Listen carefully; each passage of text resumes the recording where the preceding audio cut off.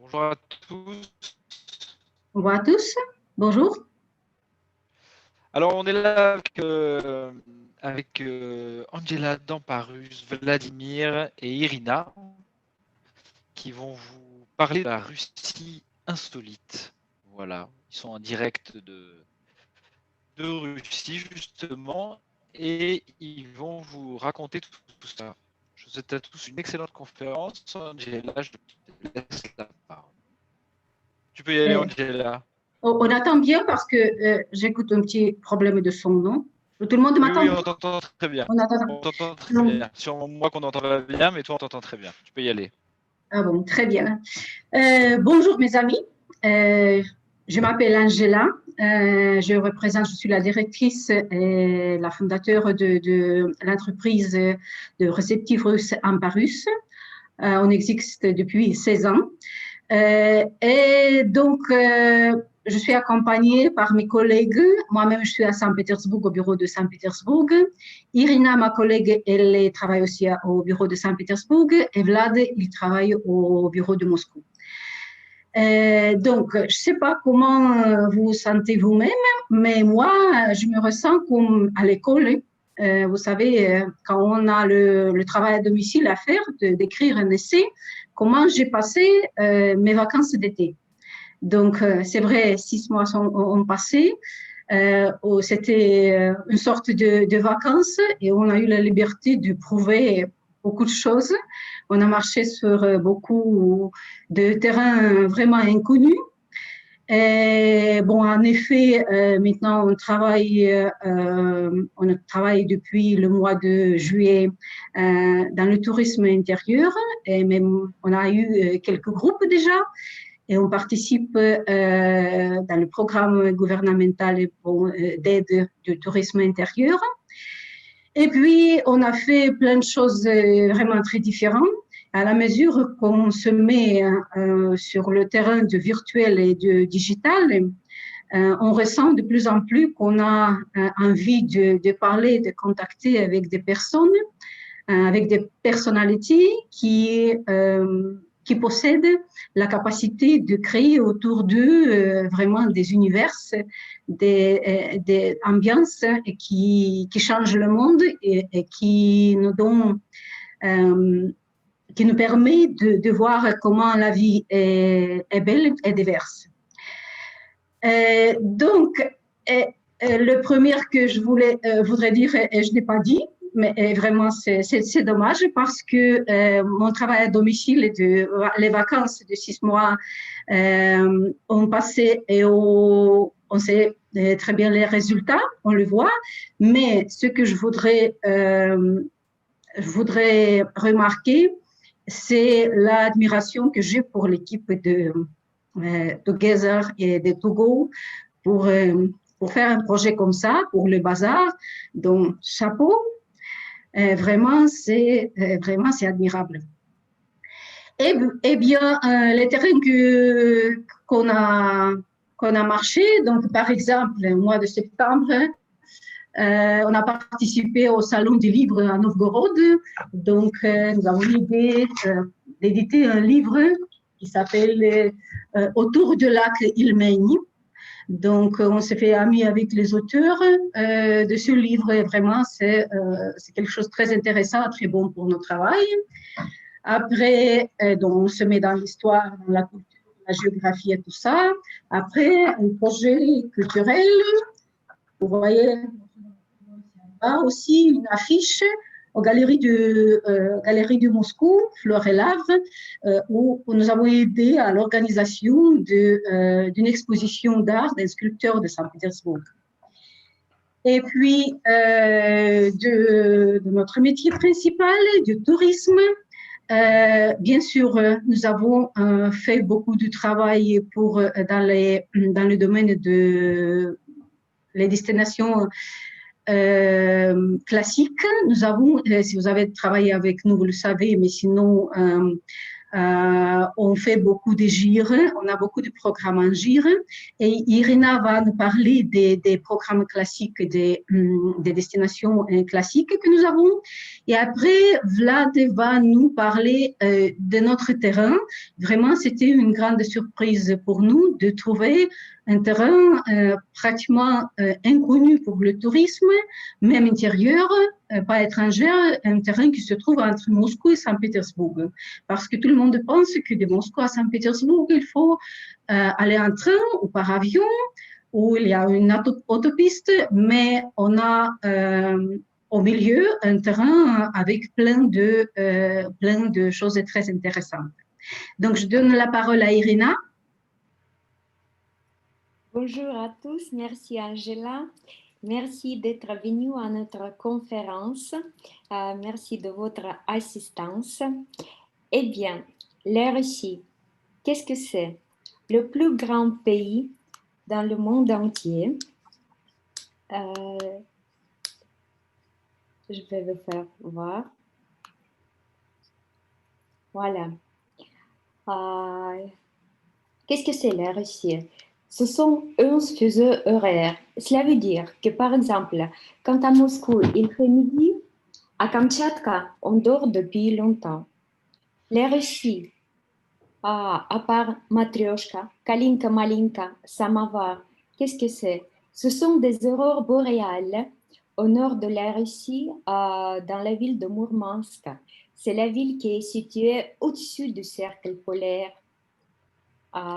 Ici à Mourmansk, on peut aussi bien essayer de faire des promenades en traîneau attelés soit par des reins, soit par des ski. La Russie, des forêts et des lacs de ski de la Carélie, une région bénie, vraiment bénie, avec ces fameuses îles qui sont connues dans le monde entier. L'île de Valam avec ses monastères et l'île de Kiji avec son musée de l'architecture en bois en plein air. Les constructions qui sont faites sans un seul clou. Ça, c'est vraiment un voyage, un repos en pleine harmonie et en pleine sérénité. La Russie, le voyage le plus mystérieux et le plus long dans la Russie, et c'est bien sûr, c'est le transsibérien. Imaginez-vous 9000 kilomètres à travers toute la Russie, de l'ouest à l'est, en passant par de grandes villes, comme par exemple Kazan, ce qu'on appelle la troisième capitale de la Russie. C'est une ville avec un patrimoine architectural unique. C'est bien sûr Yekaterinbourg, la ville qui est située à la frontière de l'Europe et de l'Asie. Et bien sûr, son histoire est liée à la famille du tsar Nicolas II et beaucoup d'autres. C'est aussi la Russie, c'est le lac Baïkal avec son cœur, l'île de l'Olkhon. C'est magnifique, ces paysages qui pénètrent, qui imprègnent. Et figurez-vous, fêter le Nouvel An au bord du lac Baïkal. Quand il fait moins 40, boire du champagne. Ça va rester, les impressions vont rester pour toute la vie et ce voyage, on raconte à ses enfants et à ses petits-enfants. La Russie, c'est aussi le niveau culturel. Et bien sûr, c'est la odeur, c'est le célèbre itinéraire touristique qui attire les gens, les touristes du monde entier. Les villes qui gardent les secrets de l'histoire scolaire de la Russie et qui offrent à visiter et de voir de magnifiques cathédrales avec différentes formes de coupoles. C'est un véritable voyage à travers le temps. Et bien sûr, Moscou, la capitale de la Russie, la plus grande ville, très moderne, avec sa place rouge, son Kremlin et la cathédrale de Saint-Christ Sauveur. La deuxième capitale de la Russie, ce qu'on dit, c'est la capitale culturelle, la ville des musées, la ville des théâtres, la ville des canaux, des bibliothèques. avec les fontaines de Peterhof et le palais de Catherine à Tsarskoye Selo, avec la ville des Nuits Blanches pendant la période de mi-mai jusqu'à mi-juillet. Cette ville attache le cœur des touristes qui s'y rendent par son architecture et son atmosphère. Et bien sûr, comme Angela a déjà dit, le voyage entre ces deux capitales, ça offre une grande diversité de mettre des accents différents sur le voyage. Soit l'accent culturel, soit l'accent littéraire actif, parce que cet automne, ce trajet a été fait en vélo.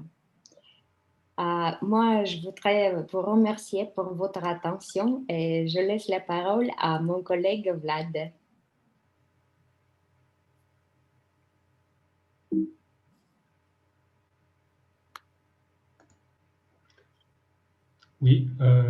Oui, bonjour à tous. Merci d'avoir pris votre temps pour nous joindre. Il est évident que de nombreux visiteurs viennent en Russie pour voir tout d'abord Moscou et Saint-Pétersbourg. Et nous, de notre part, nous proposons notre nouveau programme à ceux qui veulent découvrir pas seulement nos deux capitales, mais aussi s'immerger pleinement dans la vie des Russes ordinaires et devenir un résident russe ordinaire pendant quelques jours. Vous visiterez des lieux pratiquement insolites et inconnus en masse pour les touristes étrangers. Vous aurez l'occasion de vous détendre dans les stations balnéaires de l'époque tsariste avec les Russes ensemble.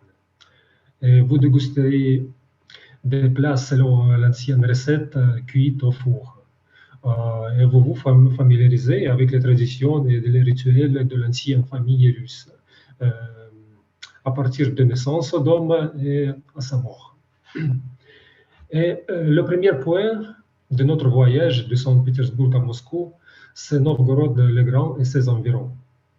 Et seulement ici, vous pouvez toucher une histoire vivante, plus ancienne que la Russie elle-même, voir d'où vient la terre russe, son orthodoxie, son alphabétisation, sa démocratie, son État. Et vous découvrirez le lac Ilmen, le long duquel passait la route commerciale des Varègues aux Grecs, connue par sa nature inhabituelle des vagues. La particularité de la vague a souvent conduit à des naufrages, et donc les habitants ont dû inventer des bateaux résistants aux vagues. Novgorod-le-Grand est le berceau de l'alphabétisation en Russie, parce que le premier livre en russe a été publié ici. La première école de Russie a été ouverte ici. Et ici est l'une des plus grandes bibliothèques de la Russie médiévale. Une alphabétisation complète de la population avait bien déjà lieu à l'époque quand la plupart des habitants de l'Europe mettaient une croix au lieu d'une signature. Et le monument, ce que vous voyez, c'est un monument à un garçon qui a vécu au XIIIe siècle à Novgorod. Une fois, il a perdu ses dessins et notes, et après de nombreux siècles, les archéologues les ont trouvés. Et en dépliant ces papiers d'écorce de bouleau, toute une vie est apparue aux yeux des gens modernes. Sur les papiers du garçon, sur ces papiers, le garçon avait écrit une lettre à son ami, dessiné des animaux, rêvait de devenir un guerrier. Donc, il s'avère que des lettres en écorce de bouleau ne sont pas seulement une source d'étude des langues slaves orientales, mais c'est une occasion de regarder dans le passé et de voir comment les gens vivaient, ce qu'ils rêvaient et écrivaient il y a environ 7 siècles. Et le point suivant de notre voyage est la ville Stare Russa et surtout le complexe balnéaire Stare Russa, qui est situé à 100 km de Novgorod-le-Grand. C'est l'une des plus anciennes stations médicales en Russie et elle était déjà connue parmi les aristocrates russes au XIXe siècle, sous le nom de les eaux minéraux Stare Russa. Le complexe Stare Russa est en activité depuis 1828 et rappelle bien des artistes russes bien connus, des nobles et des représentants de la famille royale. À cette époque, des gens sont venus ici pour être soignés de mélancolie, de tristesse, de l'anémie, de tensions nerveuses et d'autres maladies. Une promenade tranquille le long des sentiers de Stare Russa et l'utilisation quotidienne des eaux minérales les plus utiles ont restauré la santé des jeunes filles et des galants hussards, ainsi que des enfants faibles de naissance. Et sous la domination soviétique, la station a conservé ses fonctions et a été améliorée et fonctionne actuellement aussi. La décoration principale et le symbole le plus reconnaissable de la station est la fontaine Muravievski, la plus grande fontaine auto-versante en Europe. Voilà, et continue notre route et on vient vers le village Krestsi, qui est connu sa broderie Krestsetskaya. La couture de Krestsi est un art de la broderie traditionnelle qui est né à cet endroit au milieu du 19e siècle. Aujourd'hui, c'est l'une des célèbres marques russes et avec les céramiques de Gzhel et la peinture de Khokhloma ensemble, la couture Krestsetskaya est l'un des symboles de la culture populaire russe.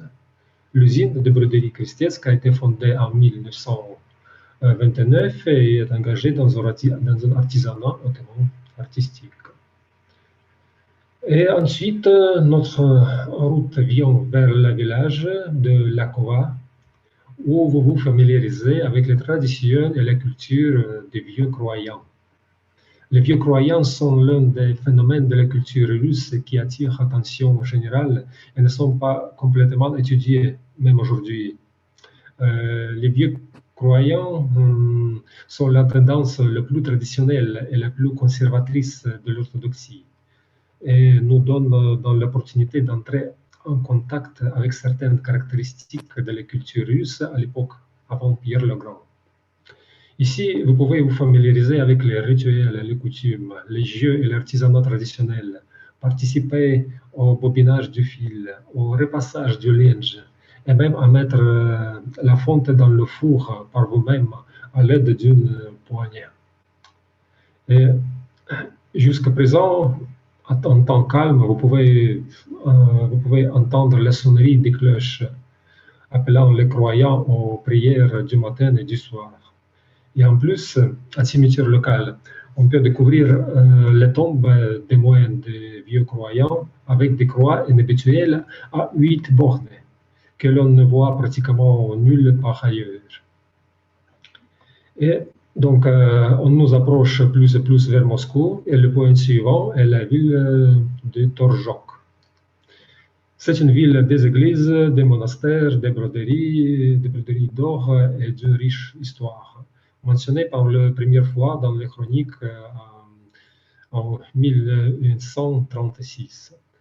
Torzhok était la ville la plus riche entre Moscou et Saint-Pétersbourg.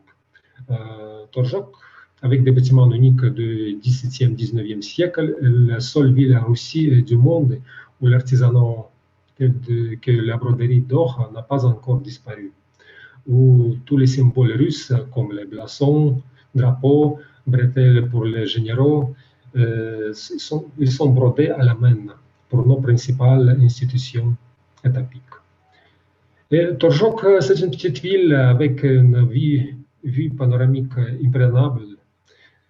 Un pont à bosse est l'un des premiers monastères orthodoxes construits en Russie. C'est une ville qui a brûlé et reconstruit de ses cendres 6 fois. Et le blason de ville avec aussi colombe est un symbole de cette restauration. La plus ancienne église en bois se trouve ici.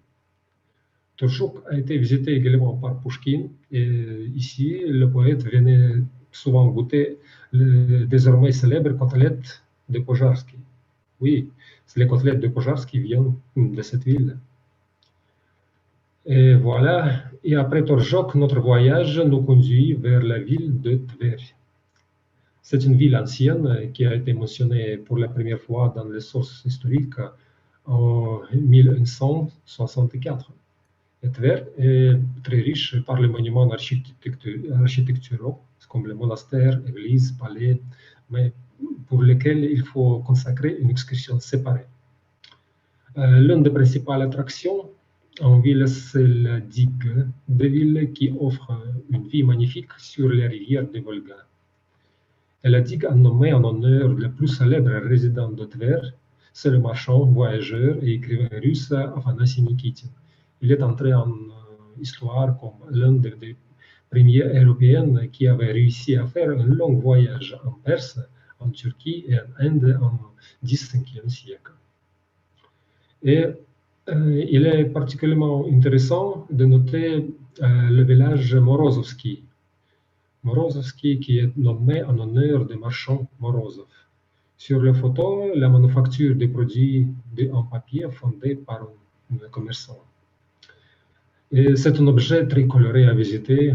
Maintenant, on fait ici des films sur le thème des événements après la Deuxième Guerre mondiale, parce que les paysages correspondent bien au sujet. Et le dernier arrêt avant d'arriver à Moscou, c'est la ville d'Erzhev. Cette ville est connue par l'une des batailles les plus grandioses et sanglantes entre l'armée soviétique et l'Allemagne nazie pendant la Seconde Guerre mondiale. Plus d'1 million de soldats soviétiques sont morts ici pendant 14 mois de combat. Cela a été étouffé pendant de nombreuses années et ce n'est que très récemment que les masses ont appris les événements militaires dans cette ville et même un film a été tourné à ce sujet. Et cela peut expliquer la forte augmentation des touristes russes à Erzhev cette année.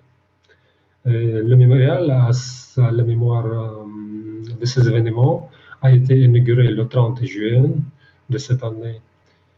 L'objet central est une sculpture en bronze de 25 mètres représentant un soldat érigé sur une monticule de 10 mètres.